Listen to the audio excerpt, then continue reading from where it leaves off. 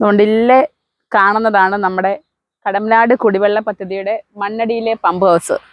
അവിടെ ആരൊക്കെയോ നിൽക്കുന്നുണ്ട്. നമുക്കൊന്ന് ചെന്ന് നോക്കിയാലോ. നമ്മളിങ്ങനെ പുതിയ പാലത്തിൻ്റെ അവിടെ നിൽക്കുന്നത്. നമുക്ക് എന്തായാലും അതിൻ്റെ അടുത്ത് പോയി നോക്കാം. എന്താണ് അവിടുത്തെ ഇപ്പോഴത്തെ സ്ഥിതി എന്നൊക്കെ നമുക്കൊന്ന് അറിയണം. കുടിവെള്ള പദ്ധതിയുടെ മണ്ണടിയിലെ പമ്പ് ഹൗസ് നമ്മളില്ല പാലത്തിൽ നിന്ന് എടുത്തായിരുന്നു അതുവഴി പോയപ്പം. അപ്പം നമ്മൾ ഏതായാലും നമ്മുടെ കുടിവെള്ള ക്ഷാമം ഭയങ്കര രൂക്ഷമായിക്കൊണ്ടിരിക്കുന്ന അവസ്ഥയിൽ 10-20 ദിവസങ്ങളോളം നമുക്ക് കടമ്പനാട് പഞ്ചായത്ത് മുഴുവനും വരണ്ട് പൊരിയുള്ളി കുടിവെള്ള ക്ഷാമം കാരണം. പിന്നെ ഇത് കേടായിട്ട് 10-20 ദിവസത്തോളമായി. നമ്മൾ ജനപ്രതിനിധികളോടും എല്ലാവരോടും അന്വേഷിച്ച് അവിടെപ്പെട്ട പാവപ്പെട്ട ശരിക്കും പറഞ്ഞാൽ മണ്ടരായ ജനങ്ങളെ അവർ പറഞ്ഞു പറ്റിക്കുകയാണ്. ഞങ്ങൾ അവിടെ നിന്ന് കണ്ട പമ്പ് ഹൗസ് മണ്ണടിയിലെ പമ്പ് ഹൗസാണ്. ഇവിടെ നിന്നാണ് ജലം പമ്പ് ചെയ്ത് നമ്മുടെ ശുദ്ധീകരണശാലയിലോട്ട് മലങ്കാവിലേക്ക് എത്തുന്നത്. അപ്പൊ നമ്മൾ ഇവിടുന്ന് വന്ന് ഇവിടുത്തെ പണി നടന്നുകൊണ്ടിരിക്കുകയാണെന്നാണ് നമുക്ക് അവിടെ മെമ്പർമാരും മറ്റ് പ്രവർത്തകരെല്ലാം നമ്മളോട് പറഞ്ഞിരുന്നത്. അപ്പൊ നമ്മൾ അതിന്റെ സത്യാവസ്ഥ എന്താണെന്ന് അറിയാൻ വേണ്ടി മണ്ണടി പമ്പ് ഹൗസിലെത്തിയതാണ്. ഇന്നിപ്പോ ചൊവ്വാഴ്ച, അതായത് ചൊവ്വാഴ്ച ഒരു 11:30 സമയമാണ് നമ്മൾ ഇവിടെ എത്തിയേക്കുന്നത്. അപ്പൊ എത്തിയിട്ട് നമ്മുടെ ഇവിടുത്തെ നടക്കുന്ന പണി ഇത് പെട്ടെന്ന് വെള്ളം കിട്ടാൻ വേണ്ടി ഇവിടെ പണി നടന്നുകൊണ്ടിരിക്കുകയാണെന്നാണ് അവരെ അറിയിക്കുന്നത്. അപ്പൊ ആ പണി എത്രത്തോളം എവിടം വരെ എത്തിയെന്ന് അറിയാനുള്ള ആകാംക്ഷയിൽ കൂടിയാണ് ജനങ്ങളെ അറിയിക്കാൻ ഒരു വാക്കാ പറയുന്നത് എന്തുവരെ ആയെന്ന് ജനങ്ങൾ അറിയണമല്ലോ. അങ്ങനെ ഒരു ആകാംക്ഷയിലാണ് നമ്മൾ ഇവിടെ എത്തിച്ചേർന്നത്. പക്ഷേങ്കിൽ ഇവിടെ എത്തിയപ്പോൾ നമ്മൾ അന്തം വിട്ട് പോയൊരു കാഴ്ചയാണ് കണ്ടത്. നേരത്തെ കേടായി 2 മോട്ടർ ഉണ്ടെന്നാണ് ഇവിടെ പറയുന്നത്. നേരത്തെ കേടായി ഇട്ടിരുന്ന മോട്ടർ ഇളക്കി വാരി പകുതി തറയിലും ഒക്കെ ആയിട്ട് ഇട്ടേക്കുന്നു. പകുതി അവിടെ എൻ്റെ ഭാഗങ്ങളാന്ന് പറയുന്ന അവിടെ ഉണ്ട്.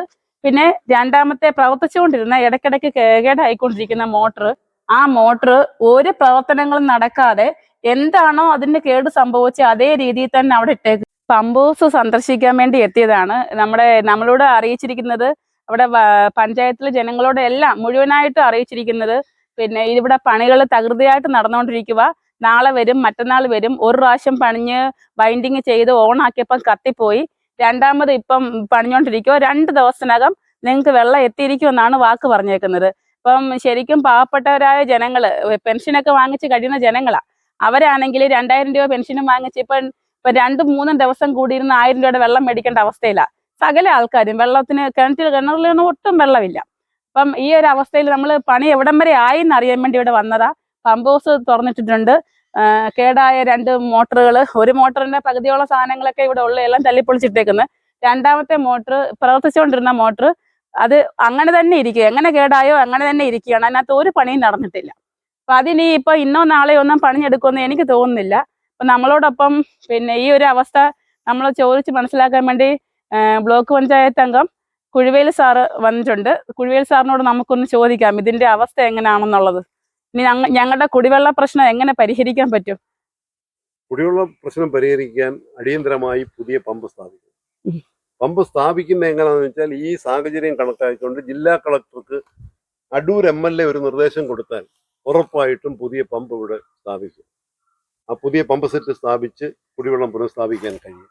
അതല്ലാതെ ഒരു 25 കൊല്ലം 2000-ൽ തുടങ്ങിയ പദ്ധതിക്ക് വെച്ച പമ്പ്, ആ പമ്പ് കൊണ്ട് മാത്രം നമുക്ക് ഈ കുടിവെള്ളക്ഷാമം പരിഹരിക്കാൻ പറ്റുന്നത്. ഇതിനൊരു മെയിൻ്റനൻസ് കാലാകാലങ്ങളിൽ നടത്തിയിട്ടില്ല. ഒരു പമ്പ് സെറ്റ് കേടായപ്പോൾ അത് മാറ്റി വെച്ചിട്ട് ഒറ്റ പമ്പിൽ മാത്രമാണ് വർക്ക് ചെയ്തുകൊണ്ടിരുന്നത്. ആ വർക്ക് ചെയ്തുകൊണ്ടിരുന്ന പമ്പും അതിൻ്റെ മറ്റു കാര്യങ്ങൾക്ക് ഫുട്ബോൾ ഉൾപ്പെടെയുള്ള ഒരു ഇതിൻ്റെ മെയിൻ്റനൻസ് നടത്തിയിട്ടില്ല. ഇതൊന്നും ചെയ്യാതെ ഉള്ള ഒരു പ്രവർത്തനമായിരുന്നു നടന്നുകൊണ്ടിരുന്നത്. അതുമാത്രമല്ല, ഇത് കടമ്പനാട് കുടിവെള്ള പദ്ധതി എന്ന് പറഞ്ഞാണ് തുടങ്ങിയത്. കടമ്പനാടിന്ന് മണ്ണടിയിൽ നിന്ന് കല്ലടയാറിൻ്റെ തീരത്ത് നിന്ന് ഈ വെള്ളം കന്നിമലയിലും മോതിരച്ചുള്ളി മലയിലും ടാങ്ക് കെട്ടി, മലങ്കാവിൽ വലിയ ട്രീറ്റ്മെന്റ് പ്ലാന്റ് എടുത്ത് അവിടെയും ടാങ്ക് കെട്ടി, അതിൽ നിന്ന് കടമ്പനാട് പഞ്ചായത്തിലെ എല്ലാ പ്രദേശങ്ങളിലും വെള്ളം കൊടുക്കുന്നതിന് വേണ്ടി കൊണ്ടുവന്ന ഒരു പദ്ധതി. LICയുടെ സഹായത്തോടുകൂടി 22 കോടി രൂപയ്ക്ക് അന്ന് കാലത്ത് കൊണ്ടുവന്ന ഒരു പദ്ധതി. അത് വളരെ സംതൃപ്തിയോട് കൂടിയാണ് തിരുവഞ്ചൂർ രാധാകൃഷ്ണൻ MLA ഇവിടെ ഉണ്ടായിരുന്ന കാലഘട്ടങ്ങളിൽ പോയിക്കൊണ്ടിരുന്നത്. പകരം ചിറ്റയം ഗോകുമാർ MLA ആയപ്പോൾ അദ്ദേഹം എന്ത് ചെയ്തു? അദ്ദേഹം മറ്റ് സ്ഥലങ്ങളിലെ കുടിവെള്ള ക്ഷാമം പരിഹരിക്കുന്നതിന് ഒരു പദ്ധതിയും കൊണ്ടുവന്നില്ല. ഈ കടമ്പനാട് പദ്ധതിയിൽ നിന്ന് പൈപ്പിട്ട് എക്സ്റ്റെൻഡ് ചെയ്ത് മറ്റ് പഞ്ചായത്തുകളിലേക്കും മറ്റ് സ്ഥലങ്ങളിലേക്കും വെള്ളം കൊണ്ടുപോകുന്നു. അതുകൊണ്ട് പൂർണ്ണമായും കടമ്പനാട് ഇതിന്റെ പദ്ധതി എന്ന് പറയാൻ പറ്റത്തില്ല. ആ നാട്ടിലുള്ളവർക്ക് കുടിവെള്ളം കൊടുക്കുന്നതിന് ഞങ്ങൾ എതിരല്ല. കുടിവെള്ളം കൊടുക്കണം, അവർക്ക് കൊടുക്കണം. അങ്ങനെ കൊടുക്കാനുള്ള സാഹചര്യം ഉണ്ടാക്കുന്ന MLA ഇതിന്റെ മെയിൻ്റനൻസ് നടത്തണമായിരുന്നു, കാലാനുസൃതമായി പുതിയ പമ്പ് വെക്കണമായിരുന്നു, അഡീഷണൽ പമ്പ് വെക്കണമായിരുന്നു. അദ്ദേഹത്തിന് ഇവിടുന്ന് തന്നെ കിണർ കുഴിച്ച് നമ്മുടെ മുരുകൻകുന്ന് ഉൾപ്പെടെയുള്ള സ്ഥലങ്ങളിൽ ടാങ്ക് കെട്ടി അവിടെയും ഇതുപോലെ ട്രീറ്റ്മെന്റ് ചെയ്യാമായിരുന്നു. പള്ളിക്കിണറിന്റെ തീരത്ത് ചെയ്യാമായിരുന്നു. അങ്ങനെ ഏറത്തെയും പള്ളിക്കലെയൊക്കെ പ്രശ്നങ്ങൾ പരിഹരിക്കാമായിരുന്നു. ഇതൊന്നും ചെയ്യാതെ പണ്ട് കൊണ്ടുവന്ന 2002 കൊണ്ടുവന്ന കുടിവെള്ള പദ്ധതിയിൽ നിന്ന് ആ വെള്ളം എടുത്ത് മോട്ടറും അതിന്റെ പമ്പ് ഹൗസും ഒന്നും മെയിൻ്റനൻസ് ചെയ്യാതെ അതിനെയെല്ലാം നശിപ്പിച്ച് തകർത്ത് ഇനി ഒരു പുതിയ പദ്ധതിയായി വരേണ്ട രീതിയിലേക്ക് സാഹചര്യവും ഫണ്ടില്ലാതെ 25 ദിവസമായി ഇവിടെ കുടിവെള്ളം മുടങ്ങിയിട്ട് ഈ 25 ദിവസം തുടർച്ചയായി മുടങ്ങുക മാത്രമല്ല മറ്റ് സ്ഥലങ്ങളിൽ മറ്റ് കാലഘട്ടങ്ങളിലെല്ലാം പലപ്പോഴായി ഇതുപോലെ തന്നെ മുടങ്ങിക്കൊണ്ടിരിക്കുകയാണ്. പലപ്പോഴും 10 ദിവസവും 20 ദിവസവും ഒക്കെ മുടങ്ങിക്കൊണ്ടിരുന്നു. വീണ്ടും അത് മുടക്കം വന്നിരിക്കുന്നു.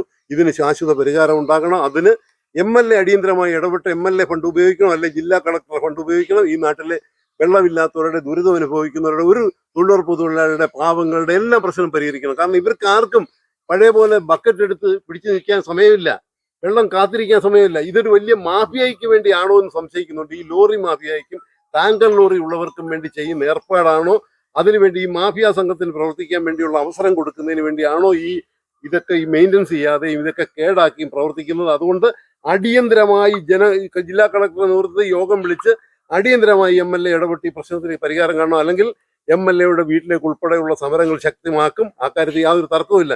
ഈ നാട്ടിലെ ജനങ്ങൾ ആകെപ്പാടെ കുടിവെള്ളം കിട്ടാതെ ഇപ്പൊ പുതിയതായി ജയിച്ചു വന്ന ജനപ്രതിനിധികൾക്ക് നിരന്തരം കോളുകളാണ്. അവരാരും അധികാരമേറ്റിട്ടില്ല, അവരാരും പ്രവർത്തനങ്ങൾ കണ്ടില്ല. അവർ പ്രവർത്തിക്കാൻ പോലും സ്വസ്ഥത തരാതെ ആണ്.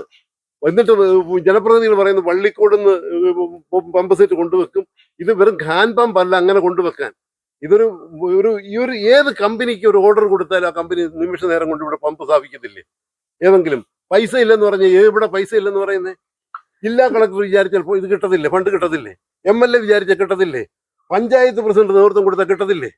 ഇതെല്ലാം ചെയ്യാൻ കഴിയും. ഇപ്പൊ നമുക്ക് ഈ വെള്ളക്കരം തന്നെ ഉയർത്തി എത്രയോ നാളുകൊണ്ട് എത്ര രൂപ അധികമായിട്ടാണ് നമ്മൾ ഇന്ന് ഈടാക്കുന്നത്. വെള്ളക്കരം ശരിക്കും ഉയർത്തിയിട്ടുണ്ട്.